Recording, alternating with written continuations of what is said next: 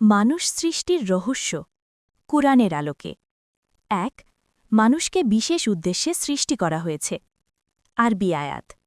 ওয়ামা খলাকতুল জিন্না ওয়াল ইনসা ইল্লা লিয়াবুদুন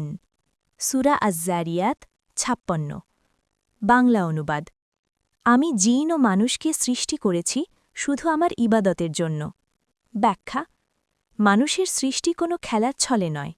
আমাদের জীবন একটি দায়িত্ব ও উদ্দেশ্যপূর্ণ জীবন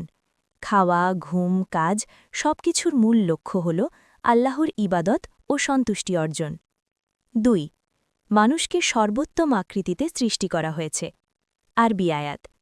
লাকাদ খালাকনাল ইনসানা ফি আহসানি তাকওয়িম সূরা আত-তিন ৪ বাংলা অনুবাদ নিশ্চয়ই আমি মানুষকে সর্বোত্তম আকৃতিতে সৃষ্টি করেছি ব্যাখ্যা মানুষকে আল্লাহ দিয়েছেন বুদ্ধি বিবেক চিন্তা করার ক্ষমতা ভালো মন্দ বোঝার শক্তি এই নিয়ামত মানুষকে দায়িত্বশীল ও মর্যাদাবান সৃষ্টিতে পরিণত করেছে ৩ মানুষকে পৃথিবীতে প্রতিনিধি বা খলিফা বানানো হয়েছে আরবি আয়াত ইন্নী জাইলুন ফিল আরদি খলিফা সূরা আল বাকারা ৩০ বাংলা অনুবাদ আমি পৃথিবীতে একজন প্রতিনিধি সৃষ্টি করতে যাচ্ছি ব্যাখ্যা মানুষ শুধু ভোগ করার জন্য নয় বরং ন্যায় বিচার কায়েম করা সত্য প্রতিষ্ঠা করা পৃথিবীকে সুন্দরভাবে পরিচালনা করার দায়িত্ব নিয়েই এসেছে ৪ মানুষকে মাটি থেকে সৃষ্টি করা হয়েছে আরবি আয়াত খলাকাহু মিম তুরব সূরা আলে ইমরান ৫৯ বাংলা অনুবাদ তিনি মানুষকে মাটি থেকে সৃষ্টি করেছেন ব্যাখ্যা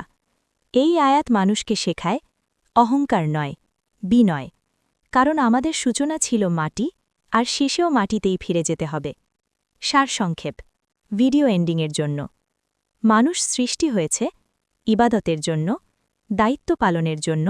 ন্যায় ও সত্য প্রতিষ্ঠার জন্য যে মানুষ নিজের সৃষ্টির উদ্দেশ্য বুঝে যায় সে জীবনেও পথ হারায় না পরকালেও নয় আল্লাহ তাআলা আমাদের সবাইকে নিজের সৃষ্টির উদ্দেশ্য বুঝে সে অনুযায়ী জীবন পরিচালনার তৌফিক দিন আমিন